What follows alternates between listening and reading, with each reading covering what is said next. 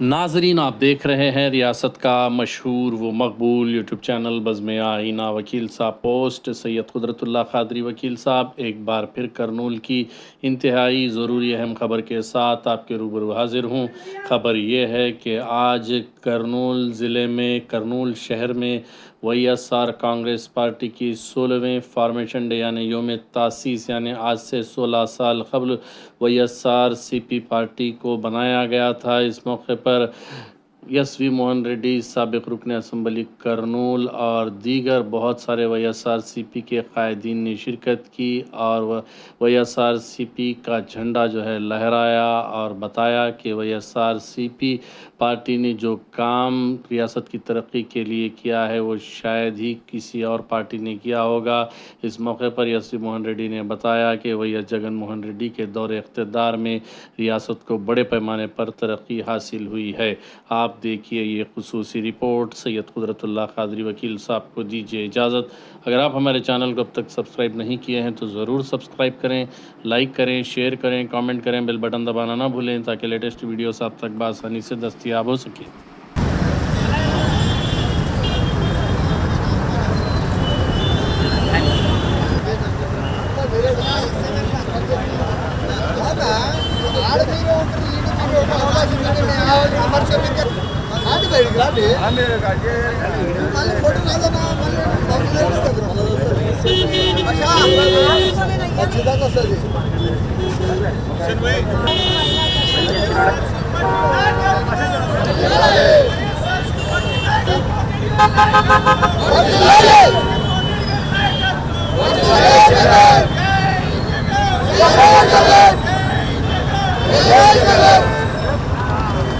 అన్నా కొంచెం వెనుక బా.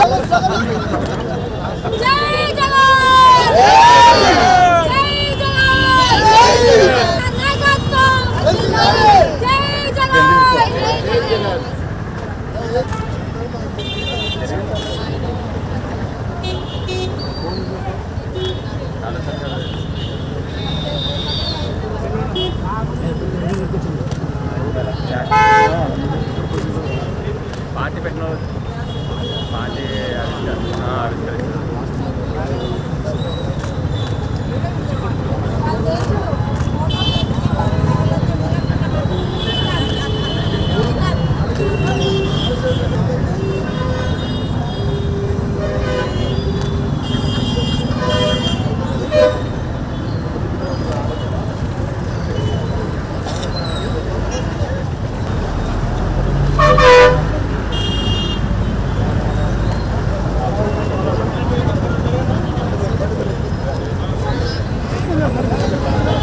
మంగక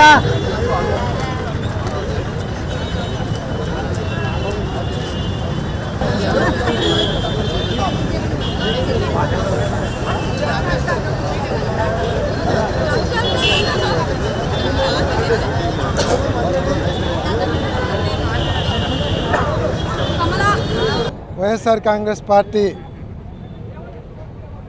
16వ ఆవిర్భావ దినం సందర్భంగా మా కర్నూలులో జిల్లా పరిషత్ చైర్మన్ గారు పాపిరెడ్డి గారు, అలాగే ఎమ్మెల్సీ మసూదన్ గారు, మేయర్ బివై రామయ్య గారు, మాజీ పార్లమెంట్ సభ్యురాలు రేణుకమ్మ గారు, అలాగే స్టేట్ మహిళా వర్కింగ్ ప్రెసిడెంట్ విజయ మనోహర్ గారు, డిప్యూటీ మేయర్ రేణుకమ్మ గారు, కార్పొరేటర్లు, అలాగే ఇతర వివిధ స్థాయిల్లో ఉండేటువంటి నాయకులు అందరూ కూడా ఈరోజు పాల్గొనడం జరిగింది. ఈరోజు చాలా ఘనంగా ఈ కార్యక్రమం నిర్వహించడం జరుగుతుంది. ఎందుకంటే రాష్ట్ర వ్యాప్తంగా ఒక పండుగ వాతావరణంలో ఈ కార్యక్రమాన్ని వైఎస్ఆర్ కాంగ్రెస్ పార్టీ కార్యకర్తలు కాకుండా ప్రజలు కూడా ఈ కార్యక్రమాన్ని ఘనంగా చేసుకుంటున్నారంటే ప్రజలలో పార్టీ మీద, జగన్మోహన్ రెడ్డి గారి మీద ఎంత అభిమానం ఉంది అనేది. ఎందుకంటే జగన్మోహన్ రెడ్డి గారు ముఖ్యమంత్రి అయిన తర్వాత ఎన్నో సంక్షేమ కార్యక్రమాలు తీసుకొని వచ్చారు. ఇటువంటి సంక్షేమ కార్యక్రమాలు ఉంటాయనేది కూడా తెలియకుండా తీసుకొని రావడం జరిగింది. ఎందుకంటే అమ్మఒడి కార్యక్రమం అయితేనేమి, ఇంటింటికి డాక్టర్ కార్యక్రమం అయితేనేమి, అలాగే ఏదైతే మహిళలకు సంవత్సరానికి 18,000 ఇచ్చే కార్యక్రమం అయితేనేమి, ఆర్థిక చేయూతనివ్వడము, నాడు నేడు కింద ఉన్నటువంటి దాదాపుగా 30,000 స్కూళ్ళను ప్రైవేట్ స్కూళ్ళ కంటే బ్రహ్మాండంగా తయారు చేయడము, ప్రతి గ్రామంలో గ్రామ సచివాలయం కట్టడము, 1,25,000 మందికి ఒకటేసారి ప్రభుత్వ ఉద్యోగాలు సృష్టించి కొత్త ఉద్యోగాలు ఇవ్వడము, ప్రతి గ్రామంలో ఒక సెక్రటరియట్ రావడము, అలాగే ఆర్బీకేలు రైతులకు రైతు భరోసా కేంద్రాల కింద అక్కడే వాళ్ళకి ఎరువులు కానీ లేకుంటే విత్తనాలు కానీ అక్కడ వాళ్ళకు అగ్రికల్చర్ అడ్వైజర్స్ కానీ ఇవన్నీ పెట్టి ఇట్లా ఎన్నో సంస్కరణలు తీసుకొని వచ్చినటువంటి గొప్ప నాయకుడు. ఆయనకేమి 80 సంవత్సరాల రాజకీయ అనుభవం కాదు. మొదటిసారి ముఖ్యమంత్రి అయితేనే ఇన్ని రకాల అభివృద్ధి కార్యక్రమాలు చేస్తూ ఓ పక్క సంక్షేమ కార్యక్రమాలు, ఏదైతే మహిళలకైతేనేమి పెన్షన్ 3,000 తీసుకొని రావడం అయితేనేమి, డ్రైవర్లకు అలాగే చేతి వృత్తుల వాళ్ళకు సంవత్సరానికి 10,000 ఇవ్వడం అయితేనేమి, ఇటువంటి కార్యక్రమాలన్నీ చేయడం వల్ల 2 సంవత్సరాలు కరోనా ఉన్నప్పటికీ కూడా 5 సంవత్సరాలు సుపరిపాలన అందించిన గొప్ప పార్టీ ఇది. కాబట్టి ఈ ఆవిర్భావ దినాన్ని వైఎస్ఆర్ కాంగ్రెస్ పార్టీ కార్యకర్తలు కాదు ప్రజలందరూ కలిసి కూడా పండగలాగా చేసుకుంటున్నారని తెలియజేస్తున్నాం. మళ్ళీ ఈరోజు అరాచక పాలన మొదలుపెట్టారు. కూటమి ప్రభుత్వం వచ్చిన తర్వాత అరాచక పాలన మొదలుపెట్టి అందరి మీద కేసులు పెట్టి రెడ్ బుక్ రాజ్యాంగాన్ని నడుపుతూ ఉన్నారు. నేను ఒక్కటే ప్రశ్న అడుగుతున్నాను చంద్రబాబు నాయుడు గారిని సూటిగా, మీకు 44 సంవత్సరాల అనుభవం ఉందంటున్నారు, తర్వాత మీరు 14 సంవత్సరాలు ఈ 2 సంవత్సరాలు కలిపితే 16 సంవత్సరాలుగా ముఖ్యమంత్రిగా అనుభవం ఉందంటున్నారు. మీరు చెప్పుకోవడానికి మీరుగా ఏదైనా కొత్తగా తెచ్చినటువంటి పథకాలు ఏమైనా ఉన్నాయా? రాజశేఖర రెడ్డి గారు ఆరోగ్యశ్రీ తెచ్చినారు, 108 తెచ్చినారు, ఉచిత కరెంటు తీసుకొని వచ్చినాడు, ఫీజు రియంబర్స్మెంట్ కార్యక్రమం తీసుకొని వచ్చాడు. ఇన్ని రకాలుగా రాజశేఖర రెడ్డి గారు తెచ్చినారు. జగన్మోహన్ రెడ్డి గారు తెచ్చేట్టు నేను చెప్పినాను. మీరు 16 సంవత్సరాల ముఖ్యమంత్రిలో ఇది చంద్రబాబు నాయుడు బ్రాండ్ అని చెప్పుకుంటే ఒక్క పథకం ఉందేమో ఛాలెంజ్ చేస్తున్నాను తెలుగుదేశం పార్టీ వాళ్ళని చెప్పమని. మా పథకాలు తప్పితే రాజశేఖర రెడ్డి గారి పథకాలు చేస్తూ చెప్పుకోవడం తప్ప చేసింది లేదు. మళ్ళీ 2029లో జగన్మోహన్ రెడ్డి గారు ముఖ్యమంత్రి అవుతారు. మళ్ళా ప్రజా సుపరిపాలన అందించడానికి జగన్మోహన్ రెడ్డి గారు రావాలని కోరుకుంటూ ఈ కార్యక్రమంలో పాల్గొన్నటువంటి నాయకులకు అందరూ వైఎస్ఆర్సీపీ పార్టీ ఆవిర్భావ దినం సందర్భంగా అందరికీ కూడా పార్టీ అభిమానులకి పార్టీ కార్యకర్తలకి ప్రతి ఒక్కరికి కూడా శుభాకాంక్షలు తెలియజేస్తున్నాము. నిజంగా వైఎస్ఆర్సీపీ పార్టీ అనేది స్వయం కృషితో ప్రజల మన్ననతో ఎదిగిన పార్టీ. ప్రజలలో ఎప్పటికీ రాజశేఖర రెడ్డి గారి ఆయన చేసిన సంక్షేమ పథకాలను గుర్తు చేసుకుంటూ అలాగే జగనన్న ముఖ్యమంత్రి కావాలని ఈ పార్టీని స్థాపించడం జరిగింది. ప్రజా అభిమానంతోనే ఈ పార్టీ ముందుకు ఎదుగుతూ ఉంది. ఎన్నో కుట్రలు కుతంత్రాలు జరుగుతున్నా కూడా ప్రజల మనసుల్లో నుంచి ఈ పార్టీ పైన ఉన్న అభిమానాన్ని కానీ ఎవరు కూడా దీన్ని తొలగించలేకపోతున్నారు. రోజు రోజుకి ప్రజల్లో వైఎస్ఆర్సీపీ పార్టీ ఇంకా బలోపేతం అవుతూనే వెళ్తుంది, కానీ ఎటువంటి ఇది కూడా లేదు. ఓన్లీ ఈరోజు కూడా మనం చెప్పాలి అంటే కూడా ఇప్పటికీ కూడా ఈ 2024లో ఎలక్షన్లో మేము ఓడిపోయినా కూడా గెలిచినట్టుగానే భావిస్తున్నాం. ఎందుకంటే ప్రజల మనసుల్లో ఆ భావన అది చాలా బాగా ఉంది.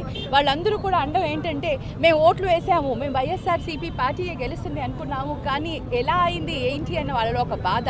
సంక్షేమ పథకాలన్నీ కూడా ఏదైతే జగనన్న కష్టకాలంలో కూడా కరోనా లాంటి కష్టకాలంలో కూడా పేద ప్రజలను ఆలోచించి వాళ్ళందరికీ కూడా అందించిన అటువంటి సంక్షేమ పథకాలు ఈరోజు కొన్ని సాకులు చెప్తూ డైవర్ట్ పాలిటిక్స్ చేస్తూ డైవర్షన్ అంతా తీసుకుని ఏదో కల్తీ లడ్డు అంటారు, ఇంకోటి ఏదో అంటారు. ఇవన్నీ కూడా పరిపాలనని పైన ఫోకస్ కాకూడదు. ప్రజలకి సంక్షేమ పథకాలు అందట్లేదు కాబట్టి వాటన్నిటినీ కూడా డైవర్ట్ చేసే విధంగా వీళ్ళు పరిపాలన అందిస్తున్నారు. ప్రజలకు అన్నీ కూడా తెలుసు, ప్రజలు అన్నీ గమనిస్తున్నారు. మరి రాబోయే రోజుల్లో మరి ఎంతో ముఖ్యమంత్రిగా జగనన్న ఎన్నో సంక్షేమ పథకాలు, ఎన్నో అభివృద్ధి పనులతో తీసుకొని వస్తారని ప్రజలందరూ కూడా ఆశిస్తూ ఎదురు చూస్తూ ఉన్న రోజుల్లో ఈరోజు ప్రజలు గడుపుతున్నారు.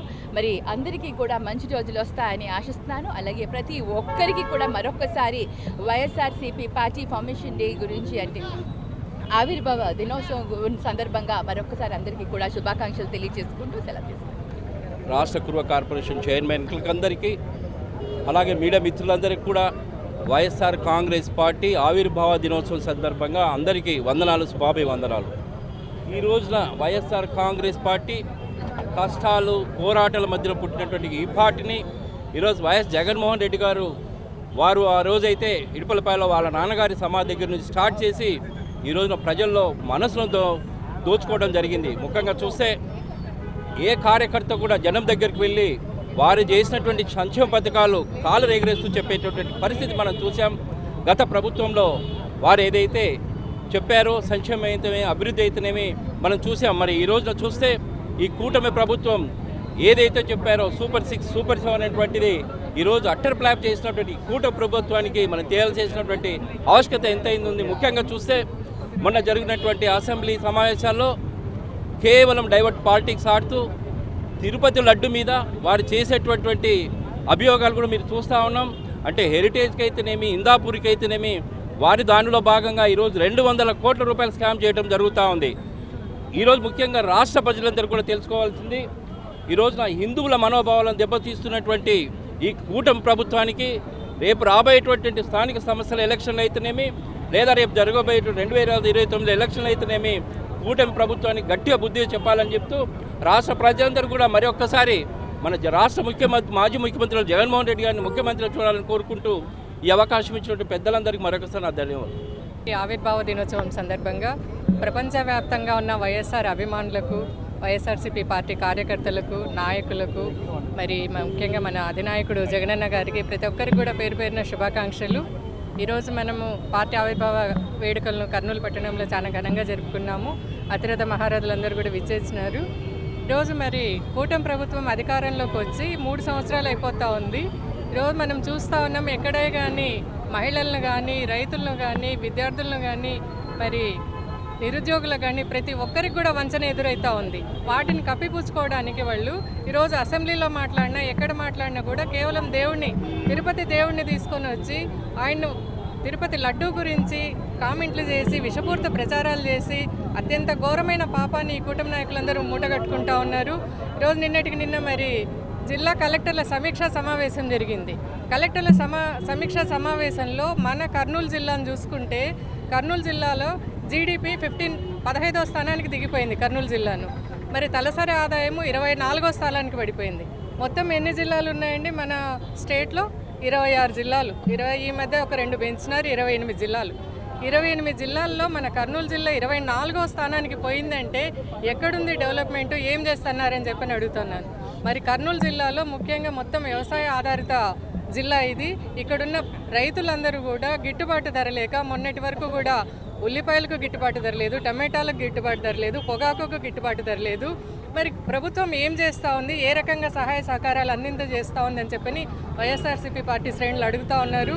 మరి దీనికంతటి కూడా సమాధానం చెప్పుకోవడం కాదు, ఇప్పుడు అడుగుతున్నామని చెప్పిన వైఎస్ఆర్సీపీ పార్టీకి సమాధానంగా చెప్పాల్సింది ప్రజలకు సమాధానం చెప్పుకోవాలా.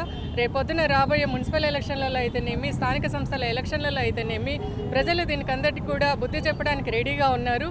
ఇప్పటికైనా తెలివి తెచ్చుకొని తిరుపతి ఇష్యూను పక్కకి పెట్టి అభివృద్ధి మీద, డెవలప్మెంట్ మీద కేంద్రీకృతం చేయాలని చెప్పని కూటమి నాయకులను, ప్రభుత్వాన్ని ప్రతి ఒక్కరూ కూడా డిమాండ్ చేస్తూ ఉన్నాం.